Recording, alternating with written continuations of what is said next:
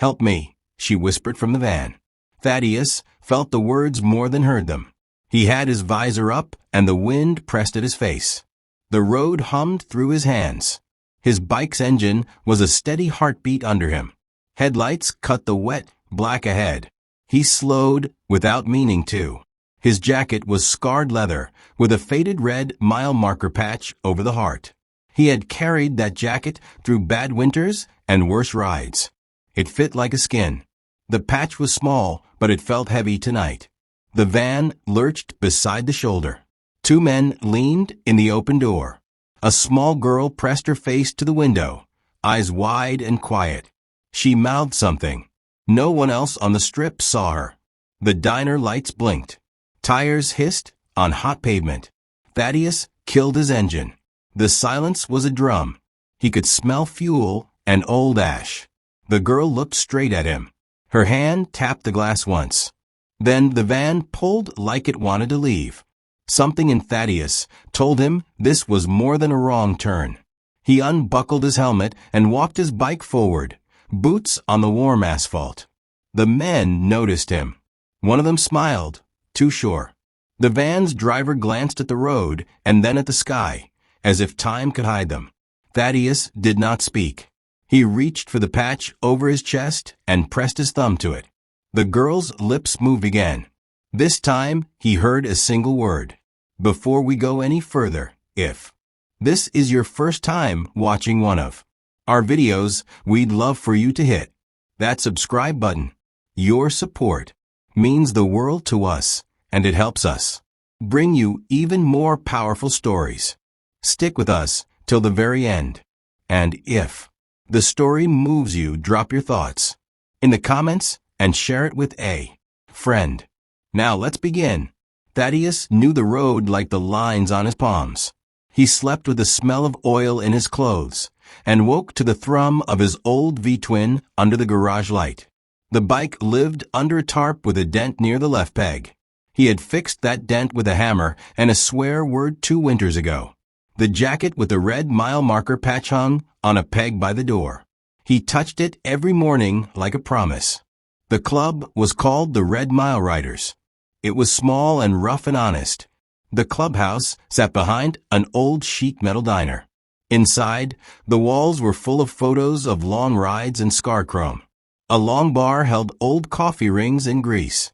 The air always smelled like burned oil and strong coffee. Thaddeus knew each knot in the floorboards. He knew where the vise sat and which wrenches were missing. Barnabas ran the club. He was broad and quiet. Everyone listened when he breathed. Gideon was Barnabas's right hand, the kind of man who could read a rider's heartbeat by the way he revved. Rufus kept the peace. He was sergeant at arms, all stern face and quick fists. Thaddeus was still a prospect. He carried his patch under his jacket and waited for the day he would sew it on his cut when he earned his place. On good days, they rode the highway out past the river. Engines sang. Wind beat at helmets. The road smelled like hot tar and cut grass. On bad nights, they sat in the clubhouse and argued about men who crossed the line. Thaddeus liked the simplicity of it. The code was a straight line. Ride hard, protect each other, never leave a rider behind. His home was a small flat above a laundromat. Lydia, his little sister, folded clothes with careful hands. She liked the way his bike looked in the alley, chrome catching light like jewelry. Lydia, soft and stubborn, wrote notes and left them in his jacket pocket.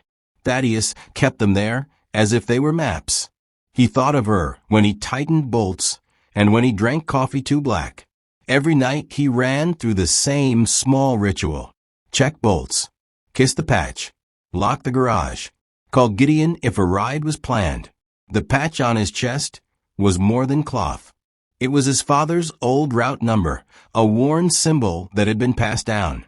His father had shown him how to ride on a rainy morning, thumb over the clutch, telling him to always notice stranger things on the road. Thaddeus kept that lesson folded in his chest. The diner where he stopped between runs was where most stories started. Old men at the counter would nod at the bikes outside. The waitress, Miriam, knew how he liked his eggs. He liked to ride slow there, let the engine cool, let the day settle. People respected the riders because they showed up when someone needed help. That was the whole rule, show up. After the van, none of that felt simple. Thaddeus felt the patch throb beneath his thumb like a second heartbeat. He had seen a girl in trouble and then watched the van pull like a shadow. He could go back to the garage, tuck the jacket away, and pretend he had not seen anything. Or he could do what Red Mile riders did. He put his helmet on and called Gideon. The phone rang once, twice. When Gideon answered, his voice was flat. "Where?" he asked. "Diner Road," Thaddeus said. "Ride." Gideon did not ask why. He never did. The call clicked off. Thaddeus started the bike. The engine growled to life like a promise kept. What would you do, he wondered, as the headlights cut the wet black again. Thaddeus eased the bike into the diner lot.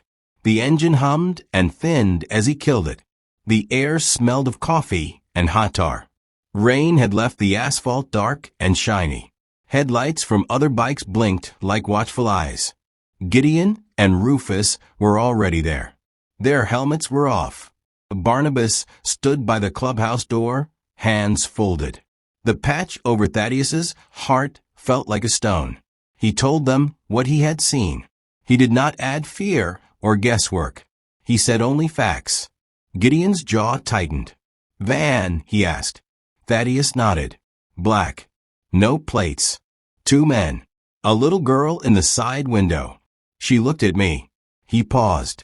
The words sat heavy. The others listened like it was a bell that could ring trouble. Rufus spat and said, "Not our turf." It was a short line, hard as gravel. Barnabas did not speak at first. Then he walked to the map pinned on the clubhouse wall. He traced a route with a finger. "Diner Road," he said. "Where exactly?" Thaddeus gave him the turnoff, the mile marker, the dark stretch near the overpass. Barnabas folded his lips. He smelled oil on Thaddeus's jacket and nodded like a man weighing choices. They split into 2 rides. Thaddeus rode with Gideon. The engine beat under him like a living drum. The night air hit like a slap. They cut through quiet streets and back roads. Tires hissed on wet asphalt. The road curled and the world narrowed to headlight cones and the breath of the engine. At mile marker 12 they found the van. It sat with the hazard lights blinking, doors closed, no plates glinting. The paint was dull. There were smudges on one side where someone had wiped dirt. The van smelled faintly of peppermint and something metallic. Thaddeus's heart knocked in his throat. They circled. No sirens. No flashing cop car. Just the wet road and the soft buzz of their engines cooling on the shoulder. Gideon leaned close and knocked on the side panel. The echo sounded wrong, hollow. "Tampered," he said. He pointed at the rear tire. The valve stem looked fresh, as if someone had changed it in a hurry. There was a smear under the door, like someone had dragged a small shoe. Thaddeus crouched and found a bit of pink fabric stuck in the seam. A small glove, half covered in ash. Thaddeus's fingers tightened on it. He had not expected to find anything. It was a small thing, but it felt like proof. "Who drives like this?" Rufus said from the other side, voice low. "Who leaves a child's glove and keeps going?" They checked nearby. A beer can with a logo from a bar on the far side of town. A cigarette butt. A set of fresh footprints heading toward the overpass. The footprints were adult-sized and hurried. Thaddeus felt cold under his leather.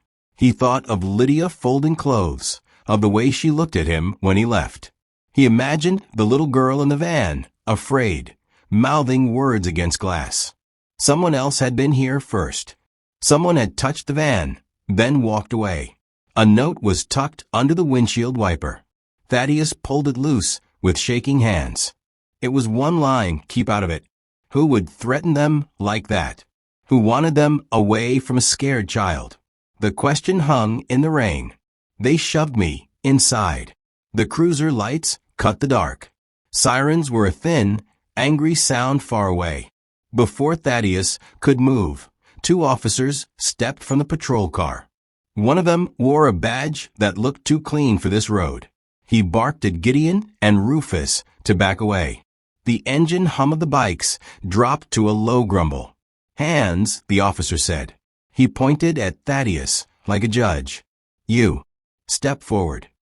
Thaddeus felt the patch under his jacket like a hot coal. He did not reach for it. He kept his palms open. The officer moved like he already knew what he would find. A woman from the diner stood with a phone. She trembled as she spoke into it. Someone else had called. Someone had seen bikers in the van and called the law. "Why are you hassling us?" Barnabas asked, slow and steady. The officer glanced at the note under the wiper. He read it twice and smiled like he found a joke he liked. "We have a report. Child missing. Witnesses say bikers. Bunch of rough types near that van." Gideon fumbled for a calm voice. "We found the van. There's signs that someone was tampering with the tire. We were checking." "Your suspects," the officer cut in. "You matched the description." Thaddeus watched Rufus's jaw tighten. He watched Gideon's hands curl into fists. He watched Barnabas breathe through it. The world narrowed to the police radios, the hiss of rain, and the guardrails, cold metal. They asked for IDs. Thaddeus handed him. The officer looked at it, and then at Thaddeus like he was reading a different language. Another cruiser arrived. A uniformed detective stepped down slowly. He smelled of cologne and old paper. He had a folder. "We have an emergency report from a clerk at the gas station," the detective said.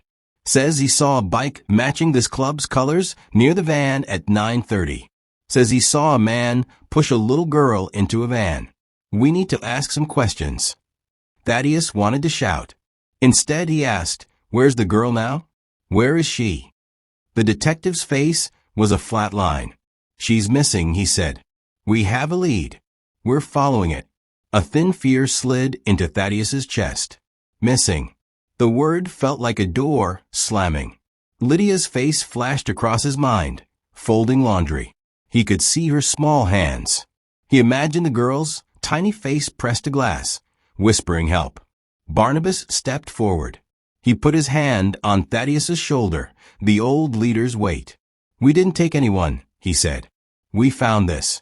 We want to help." The detective smiled without warmth. "We'll take statements. For now, stay here. You're witnesses." Rufus spoke, low and hard. "Not today." That one line landed like a stone. "Not today," he repeated. It was small and sharp. The officers moved to the van with flashlights. They tore the doors open. For a moment, it looked like the club had made the right call. The van was empty. No child. No driver. Just a messy floor and crumbs of a hurried meal. Then the detective pulled up a photograph on his phone.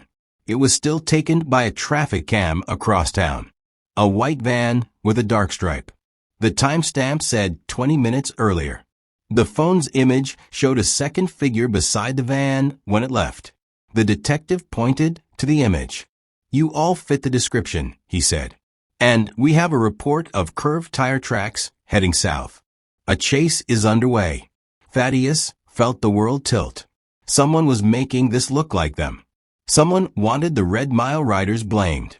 He had a choice. Ride away and let the law handle it, or stand and fight for the child and the club. If they rode, they might lose everything. If they stayed, they risked arrests and worse. Barnabas looked at Thaddeus. The leader's eyes were steady. "We ride," he said. "We found her." A radio crackled. Possible sighting, another county. Time was moving. Thaddeus felt his hands shake when Barnabas laid the plan out.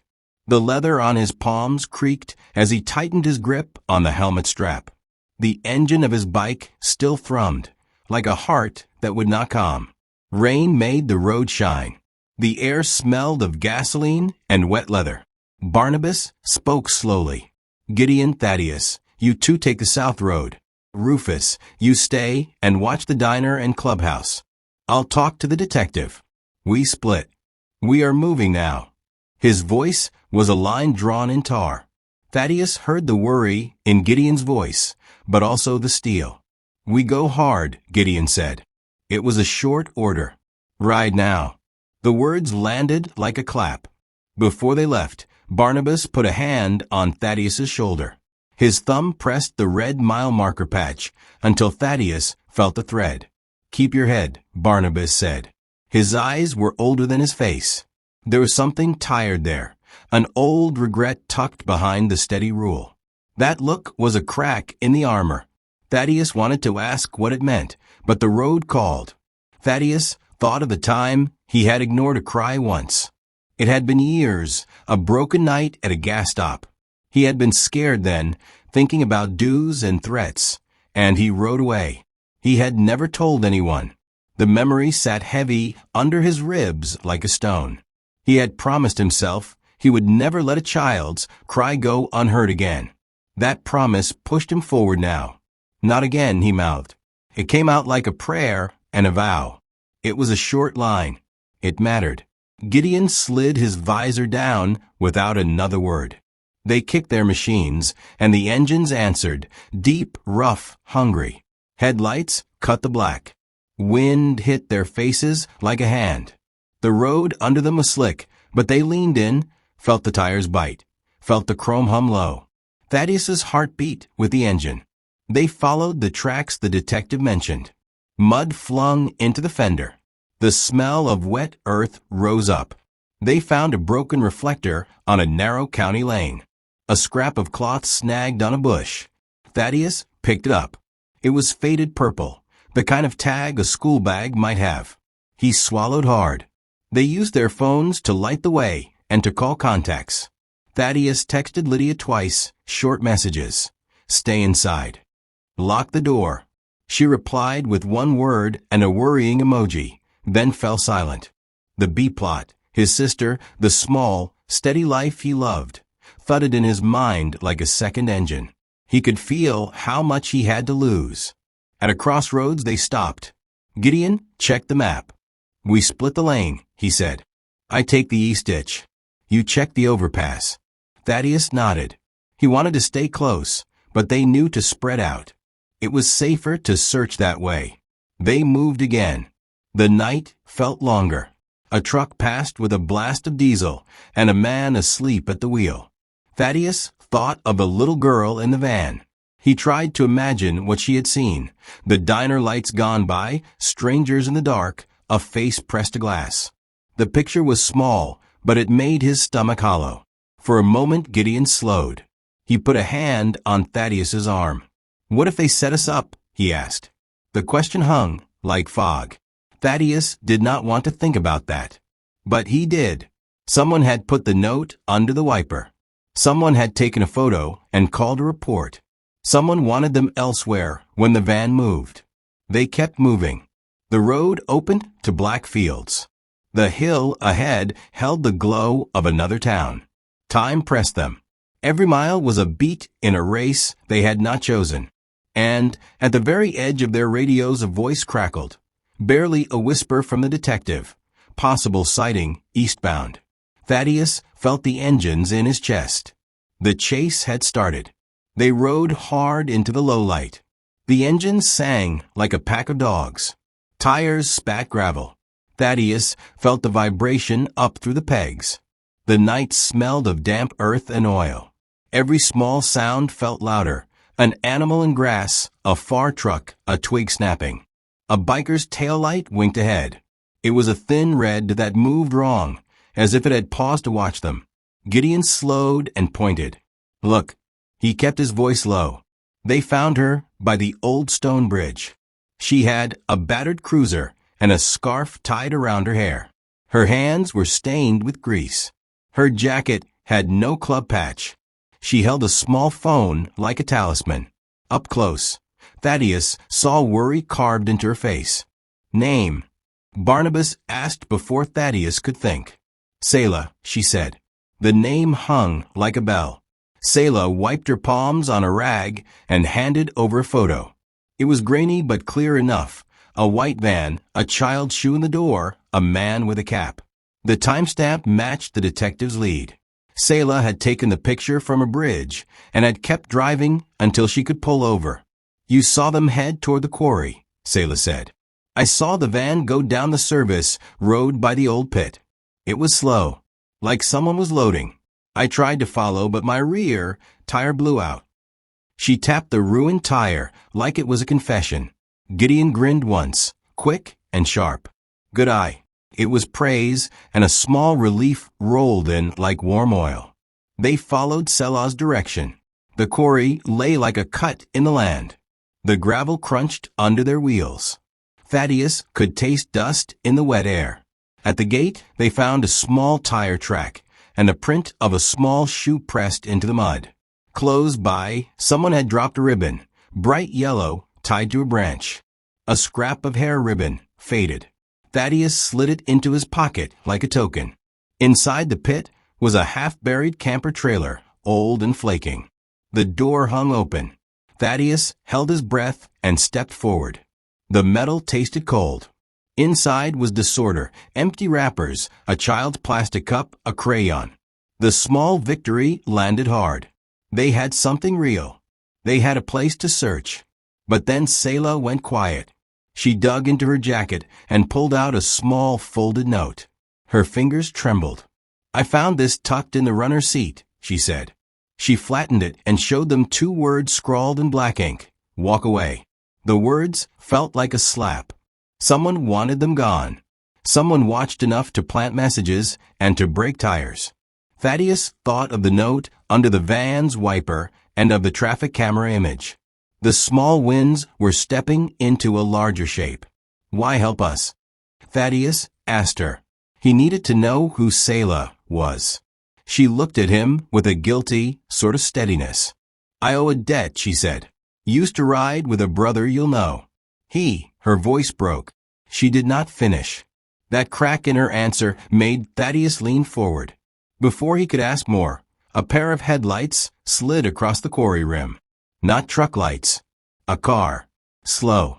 Watching. The beam stayed long enough to make chrome flash on helmets. Someone was tracking them. "Keep your head," Barnabas said, one short line. It was not a question. It was a rule. Gideon checked his phone and found it full of messages from unknown numbers. "Stay out. Be careful." They were not the only ones searching. Someone else was moving too, and moving to stop them. The small victory at the camper had opened a door. Beyond it, shadows moved and a bigger hand tightened. Thaddeus stepped inside the camper like the air might bite. The metal was cold under his gloves. Dust lay thick on the table. A small plastic cup rolled under the seat with a soft clink. The place smelled like old milk and engine oil. Gideon swept a flashlight across the floor. The beam caught crayons, a half-eaten sandwich, and a paper plate with sticky jam. Thaddeus felt both relief and a new, sharp worry. Someone had used this place. Someone had left in a hurry. He crouched by a torn blanket. A stuffed bear lay face down, one button missing. Thaddeus picked it up with a careful hand. The fur was matted. Someone had sewn a tiny leather jacket onto the bear. Thaddeus blinked. The jacket had a small patch, faded red circle, a mile marker number like the one on his chest. He turned the bear over. On the inside seam, someone had stitched letters with big, uneven thread. THAD. The room narrowed. The engine in Thaddeus's chest beat loud and alone. He had kept that patch because it was his father's route number. He had kept his name from childhood tucked in a wallet, in a toolbox. To see it on a child's toy felt like a blade. Gideon's light swung to him. "What is it?" he asked. Thaddeus held the bear like it might fall apart. "Thad," he said. His voice was a single stone. "My name." Selah's face changed in one line. Her jaw went slack. "That's not a normal thing to find," she whispered. Her fingers shook as she reached for the bear and then pulled back. Rufus moved to the window and swore under his breath. Barnabas came close, slower than the rest. He peered at the seam, the thread, the clumsy lettering. "Who would give this to a child?" he asked softly. Thaddeus thought of the little girl at the diner. He had felt her eyes earlier, and he had heard a single sound, like a name pressed through glass. He had not realized what it might mean. Now the bear put it in the open. She knew him, or someone wanted her to look like she did. "Not mine," Gideon said quickly, the words short and sharp. "Not ours." The short proclamation landed in the small metal room and bounced off the walls. It did not fix anything. It made the silence worse. Thaddeus folded the bear into his jacket, as if the small thing might warm him. He wanted to believe it was a coincidence. Maybe some kid liked the Red Mile Riders, and a thoughtful stranger made the toy. Maybe the letters were from another fad somewhere. But Barnabas's eyes held something older. He looked at Thaddeus like he had just seen a map with a sudden red X. "Someone sending us a message," Barnabas said. He did not sound angry yet. He sounded careful, like a man listening for a footstep in the dark. A phone buzzed. It was the detective, another sighting, another angle, another man saying they were closing in. The radio crackled with other voices, but the sound in Thaddeus's ears was the steady thud of the engine he could not stop. Who would put his name on a child's toy? Who would want this to look like something it was not? The question sat heavy and ugly. Thaddeus swallowed. He had been certain he could protect the road, certain he could rid a danger. Now certainty felt thin. The world had tilted. Someone had tied his name to this girl, and that changed everything. What was it? An attempt to scare him, a setup, a message, or a truth? They made a small camp near the quarry rim. The bikes were in a semicircle like sleeping animals. Engines cooled and clicked. The air smelled of dust and oil. A thin wind moved the tarp over the picnic table. Thaddeus sat on a crate and held the stuffed bear for a long time. The leather jacket on the toy made his fingers ache. Around him, the others unpacked flashlights and checked maps. The night felt thin, like paper on a frame. Selah found a spot beside him. She pulled her knees up and wrapped her scarf tighter. Her hands were still stained with grease. She did not try to hide it. "My brother taught me to look twice," she said quietly. "He used to say, never ignore the small thing. It will tell you the whole story." Her voice was small and steady. It fit into the dark.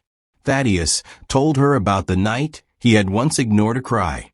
He told it like a bruise, slow and careful. "I left," he said. "I thought it was not my fight." His chest moved with the memory. He said, "I still hear that child sometimes." Saying it out loud made his throat tight. He had kept that secret like a stone in his pocket. Gideon came close and laid out a paper cup of coffee. He watched Thaddeus for a long moment. "We all carry stuff," he said. It was simple. He looked older than his years under the helmet light. Gideon's laugh was rare. When it came, it was soft. "Don't let it eat you," he added. His voice had a crack in it. That crack was new tonight. Barnabas stood apart by the bikes, hands in his pockets. He stared at the quarry like he could see 100 miles. He said nothing for a while, but then he spoke as if to himself. "I made a choice once," he said. "Let one ride go for the club. It cost a life." He swallowed. The night pressed in. "I have never forgiven myself." His thumbs pressed into the seams of his jacket. Thaddeus saw the leader as a man with a scar behind his steady face. Vulnerability sat on him like another coat. Lydia texted him a photo of the laundry folded on the table and 3 words, "Be safe." He held the phone and stared at it. Her small life was a bright thing in the dark. He answered with a single line, "Lock the door." The message felt thin and sharp. The B-plot throbbed again. Home waiting, a sister folding clothes. It made his steps heavier. They shared stories. Selah told one about a road trip she took with a man who promised to quit and never did. She laughed once, then tightened. "I thought I could fix him," she said. "I thought I could save someone. I couldn't." Her eyes were wet but steady. She was a kind of friend who sat in silence and let you pour out the worst. Gideon leaned closer and set a hand on Thaddeus's shoulder. It was an old, brotherly press. "We ride together," he said, short and sure. "We do not leave." The line landed like an oath. It felt true. It felt like armor. Thaddeus watched Selah's face in the small firelight. She looked loyal. He let himself believe that. He needed to believe it. But when she laughed at a small joke, her hand trembled, just once. Thaddeus saw it and looked away quickly. The movement was tiny. It might mean nothing. It might mean everything. He could not tell which. What would you do if the one who helped you most held the sharpest secret? They rode toward the mill with the quarry dust still in their lungs. Bikes hummed low like tired animals. The night smelled of oil and hot metal. Thaddeus kept the bear in his jacket like a warning. Selah led them down a narrow service road.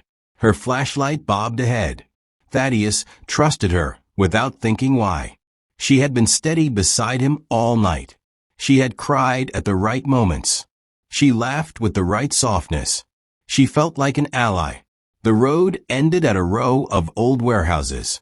A single lamp swung above a rusted gate. Thaddeus slowed. The engine under him ticked as it cooled. He heard footsteps on gravel. Then headlights cut the dark from two directions. A van rolled out silent and white. Men in dark coats moved fast, slick and practiced. Another car parked behind the van. The air filled with the smell of burnt rubber and something sharp. Thaddeus felt every hair rise on his arms. Selah stepped forward and raised her hands as if to call the men. Thaddeus's chest made a small, hard noise. He hollered stop, but his voice was thin against the night. A light flashed. The man in the van lifted his head and smiled at Selah like they were old friends. A second later the detective from before walked out of the shadow with a group of officers. Thaddeus felt the world pull away from him. "Everyone down," the detective barked. His voice had the control of someone counting cards. Now, Barnabas moved, slow and careful. Gideon pushed Thaddeus behind him. Rufus gripped his bike like an anchor. But the men in coats did not aim to take the van. They aimed at the riders. Shots rang out, sudden, mean, rubber hitting metal. Thaddeus smelled hot smoke and copper. Selah moved between Thaddeus and the detective for a single heartbeat. She looked at him like she might pull him close. Then she stepped back and pointed toward the dirt road with a quick, sharp motion. In that motion, everything broke open. The officers moved in. A squad cuffed Gideon. Another shoved Barnabas against the rusted gate. Men in coats grabbed Rufus and threw him to the gravel. Thaddeus felt metal against his face and hands pulled hard. Someone pressed something cold near his ribs. "Traitor," Rufus spat at Selah through a mouthful of gravel. The word landed like a blow. Selah's eyes were bright and dry. She did not look like the woman who had stolen food for a child.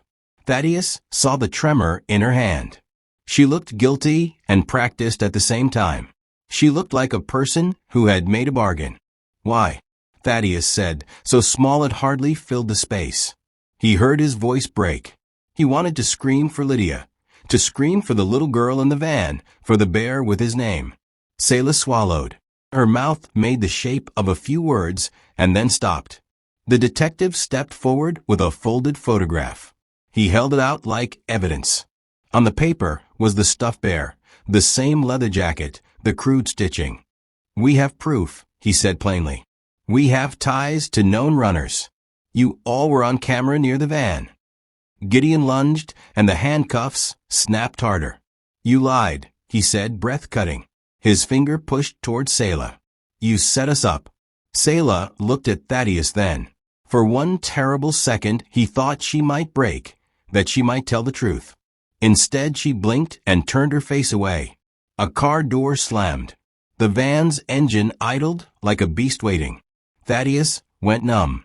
He watched his brothers hauled to the patrol car. He watched Barnabas try to steady his face and fail. He watched Selah walk back to the van and climb in. The man who smiled at her held out a cigarette like a reward. "Has someone you trusted ever broken you like that?" The question hung in the air, thin and sharp. They shoved him into the back of a patrol car like a sack. The metal seat was cold. Rain still dripped from his jacket. The bear thudded in his pocket against his ribs. Thaddeus could feel every part of his body that hurt, his hands, his face, the way his jaw ached from holding his fear in. The car smelled like wet leather and old coffee. The radio on the dash talked in a steady, bored voice. Thaddeus kept his head low. He watched the patch on his chest through the small window of his jacket. The red mile marker looked small and stubborn, like a heart trying to beat. At the station, they fingerprinted him with a motion that felt practiced. A clerk asked the same questions 3 times. Thaddeus answered each time the same way. He had been searching. He had found the camper. He had tried to help. The words sounded thin. They felt thin. No one looked like they believed him. Across the room, he could see Gideon cuffed to a bench. Gideon's hands were steady, though his face was raw. Barnabas sat with eyes closed. Rufus stared at the wall, like he might see a map there. The club was there, broken and quiet. A detective leaned in close. He smelled like cheap cologne. "You were in the van," he said. "You had a motive. We have witnesses." His voice was soft, but it hit hard. "People will say you did this." Thaddeus thought of Lydia folding clothes in the bright laundromat. He thought of the note she had sent, "Be safe." He had not told her everything. He had not told her how the club could be a target, how their name could be used. The thought of her worry cut him sharper than any cuff. He thought of the night he rode away once years ago, leaving a child's cry behind. The memory rose hot and ugly. He had promised himself then, in the cold hum of an empty highway, that he would never do that again. He had vowed to be different. Now everything had piled up against him like a wall. A guard pushed through a door and tossed him a thin paper cup of coffee. Thaddeus sipped it. It tasted like everything he had left. He closed his eyes and listened to the hum of the fluorescent lights. He had always measured life in miles and engine beats. Those measures were confusing now. They released him on a promise and some stamped forms. He stepped out into the rain with the night still loud and the bikes gone. Barnabas had been taken away. Gideon and Rufus in custody. The detective let him walk with a warning that sounded like a threat. "Stay out of anything illegal," the detective said, "or we'll find you." Thaddeus walked to the lot where his bike had been. The helmet sat on the seat, cold. The chrome gleamed under the street lamp like a small promise. He rolled the bike toward the garage with hands that did not know how to steady. The engine turned over slowly at first, and then rumbled like a beast waking. He thought of the stuffed bear with his name stitched in a clumsy thread. He thought of Selah's face at the warehouse, how she had moved like a friend and then turned into the trap. The betrayal burned slowly. It was not just a knife, it was a winter wind. He had 2 choices. Ride away and let the law drag his brothers into a fight they could lose, or stand and push back and risk everything. The old promise in his chest, his father's voice about noticing small things, felt like a lever. He put the bear on the tank, the leather against his hand. "Not again," he said, the word small and sharp. It was a single line, but it landed like a decision. He thought of Lydia waiting under the warm light of the laundromat, of the club's crooked map on the clubhouse wall, of Barnabas's tired regret. He thought of the little girl pressing her face to the van window. He felt the road beneath him hum. Thaddeus washed the rain off his face and set his jaw. He would not be a man who rode away from a cry. He would not let his name be used to hide a crime. He would find the girl. He would clear his brothers. The plan would not be clean. It would not be easy. It would risk everything. He kicked the bike, and the engine answered like a promise kept. The headlight cut the night, and the tires bit the wet road.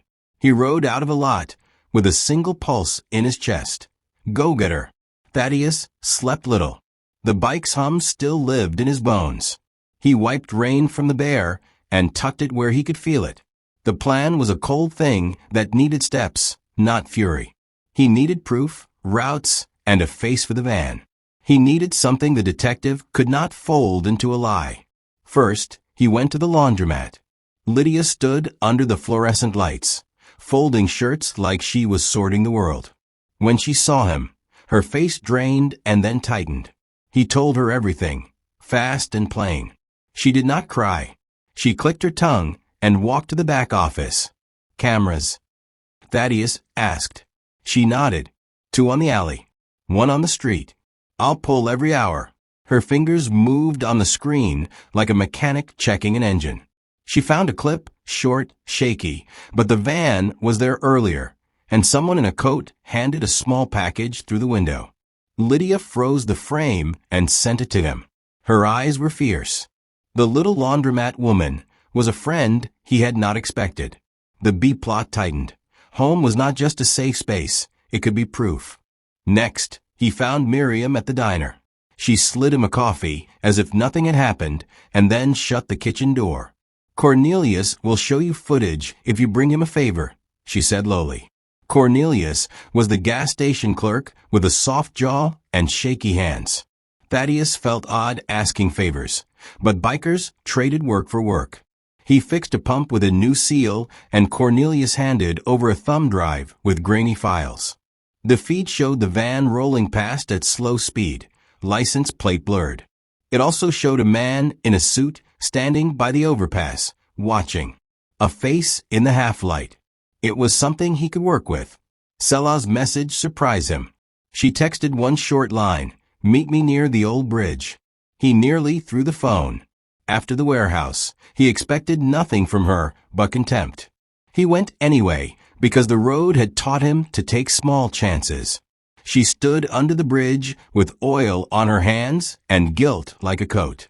"I did what I had to," she said, voice small. "They forced me. I'm sorry." A pause.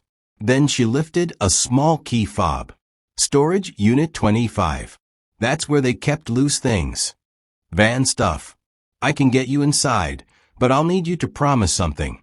Her eyes were bright and scared. Thaddeus felt a tension crack in his chest. Trust was a hard coin now. He agreed to the one thing she asked. Don't burn her in public. "Not today," he said. A short line. He meant it. They moved at dusk. Ezekiel, an old rival from the Iron Oaks who owed Barnabas a debt, showed up on a beat-up chopper. He smoked and watched like a man who had learned how to keep favors. "You help now," he said. "You helped back then." He handed over a thermal camera he'd borrowed from a friend in construction. Unexpected help tasted like cold metal and sweet relief. At Unit 25 the lock clicked open. Inside were crates, a child stash of toys, a stack of maps with routes drawn in sharp black, and a small bag with a detective's badge clipped inside. They found a receipt with a county office stamp and a name that matched the man from the gas station video. Proof stacked like plates. Thaddeus put the badge in his palm and felt the weight of it. He could go to the news, to a lawyer, to a judge. Or he could ride into the middle of where men, like the detective, felt safe and pull a corner on a lie. The plan had teeth now. The last gears were set. "Ride," Gideon had said before he was taken. Thaddeus heard the voice in his head. He tightened his gloves. The ride toward truth was a road with no guardrails. He had one small choice. Push forward and risk everything, or walk away and let men like the detective write the end. What would you do? The night was thick with mist as Thaddeus led the small pack back to the warehouse district. The bikes cut through the dark with headlights like twin torches. Every turn, every engine rumble, every flash of chrome was a warning. The city smelled of wet asphalt and burning oil, a scent that made his chest tighten with adrenaline. He parked a block away and walked to the edge of the lot. The van sat where they had left it, empty now, but its presence felt like a heartbeat in the dark. Selah stayed behind him, hands tucked tight into her jacket pockets. Her eyes darted between shadows, the low hum of the city and the empty space around them. Then he saw movement. The detective, the man in the suit from the gas station video, and 2 others waiting near the warehouse entrance. They thought they controlled the story, the evidence, the night. They did not count on bikers who knew how to read the road and the pulse of fear. Thaddeus pulled the bear from his jacket and placed it on the hood of a car like a silent message. The leather jacket on it gleamed under the dim light, the stitching spelling his name like a challenge. He walked forward slowly, each step deliberate. Engines idled behind him, low, dangerous.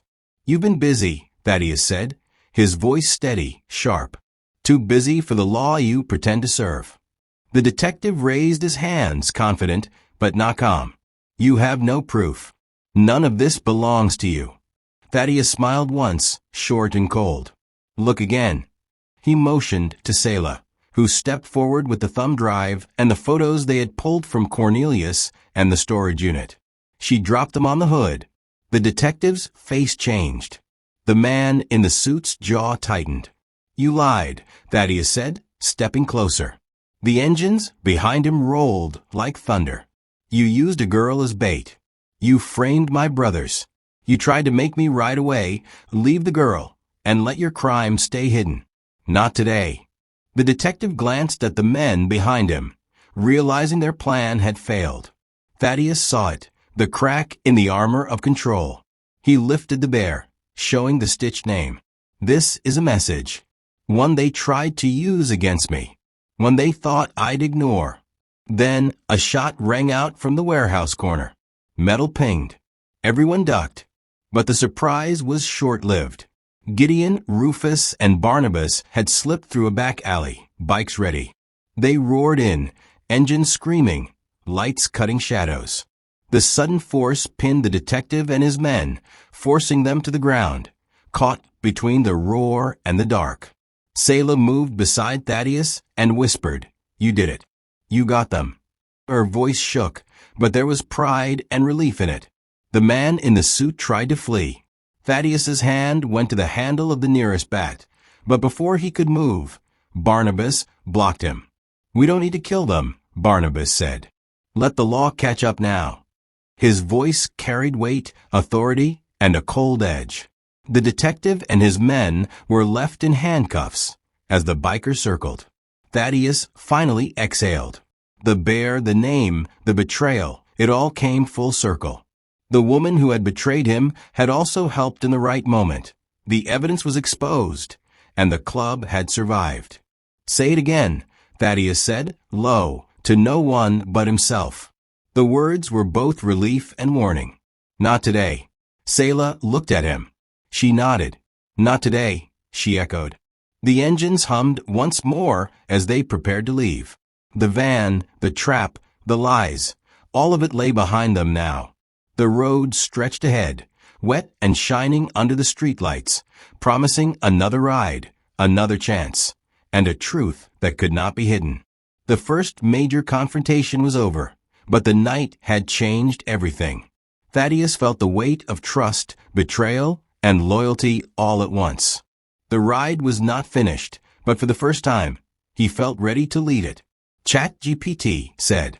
Dawn broke with a thin mist curling over the asphalt. The bikes were lined up on the highway like guardians. Engines purred softly, the low vibration moving through leather and metal, a heartbeat after the chaos. Thaddeus ran a hand over the tank where the bear had rested the night before. Its small leather jacket was scuffed, but intact, a reminder of what they had fought for and what they had almost lost. Barnabas lit a cigarette, the smoke curling in lazy spirals. His eyes were tired but clear. He exhaled and said nothing. Thaddeus knew Barnabas had thought they might lose everything. The club, the girl, their freedom. Yet here they were, standing in the aftermath like soldiers who had survived a war they hadn't expected to fight. Gideon leaned against his bike, checking over the group. "We ride together," he said softly, more to himself than anyone else. His voice had the weight of someone who had seen friends fall and come back again. It was an unspoken vow that resonated through the morning air. Rufus wiped the sweat and grime from his forehead. "Some roads aren't meant to be easy," he said, looking at Thaddeus. "But we ride them anyway." The words were simple, but heavy with meaning. Each man felt it, the cost of loyalty, the cost of trust, and the cost of standing when it seemed impossible. Selah stood beside Thaddeus, holding the small key fob from the storage unit. "I didn't make it easy," she said quietly, her eyes down. "But I couldn't let them hurt her, or you all the way." Her voice carried the weight of guilt and relief intertwined. Thaddeus nodded, understanding that people were complicated, and sometimes their help came wrapped in their own mistakes. The little girl from the van had been found, unharmed, and returned to the authorities, who had now been forced to act. She clutched a new toy tightly, unaware of the night that had almost swallowed her. The B-plot, the personal stakes beyond the club and the bikes, had reached its resolution. Thaddeus's chest eased a little as he imagined her safe at home, just like Lydia folding her laundry, unaware of the storm outside. Thaddeus passed the bear to Selah, letting her hold it for a moment. "Keep it," he said. "It's a reminder that some things need saving. Some things need us to ride for them." She nodded, a soft smile breaking the tension. The symbolic object had returned to their lives with new meaning, no longer just a token, but proof of their fight, their choices, and their victories. Barnabas gave the signal, and the engines roared alive, cutting through the morning fog. The vibration under Thaddeus's hands was familiar and grounding. The road called, and they answered together.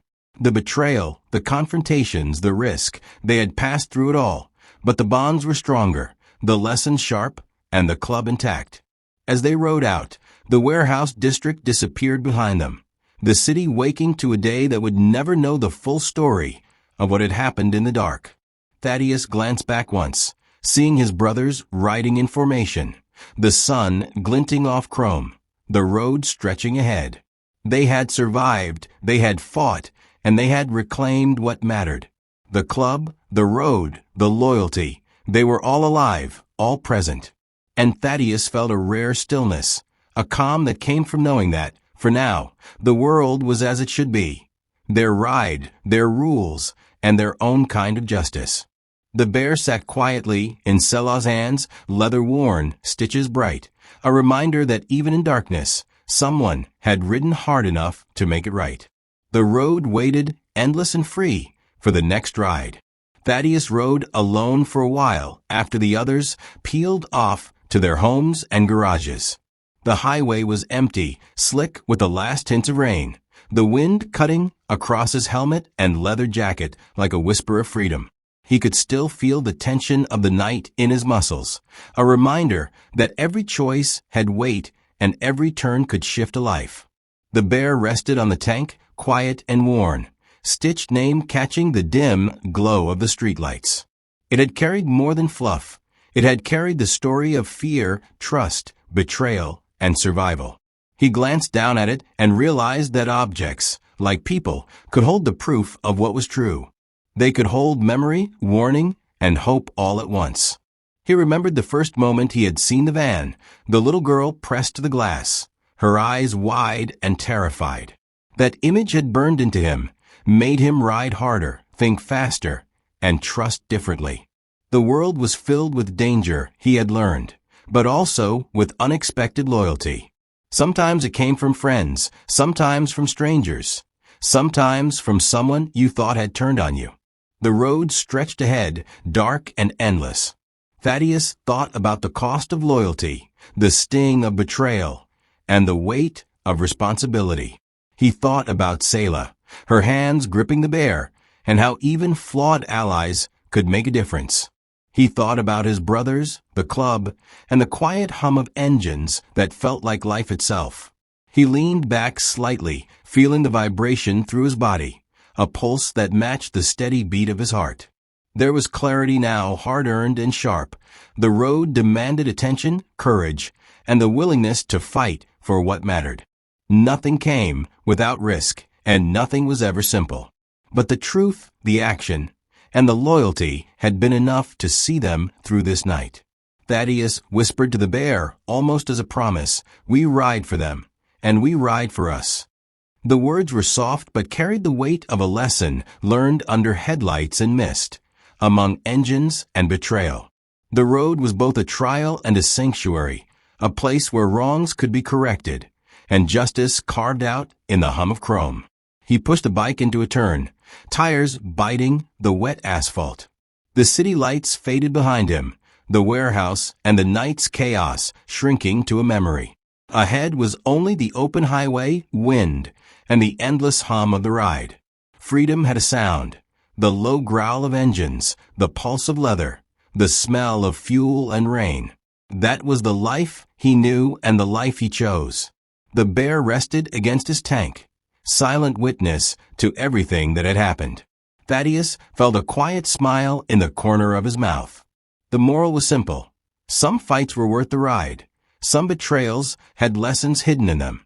And some victories were found not in trophies, but in the roads you survived and the people who survived with you. He exhaled, the wind carrying it away, and thought one last time about the little girl, Selah, the club, and every brother who had ridden by his side. The night was gone, but the road waited, endless and open. And he would ride it, as he always had, with truth, loyalty, and the hum of engines beneath him. What lesson do you take from this ride? Sometimes, survival isn't just about speed. It's about seeing who rides with you and who rides against you. The road teaches that, and the road never lies. I hope you enjoyed that story. Please share it with your friends and subscribe so that you do not miss out on the next one. In the meantime, I have handpicked 2 stories for you that I think you will enjoy. Have a great day.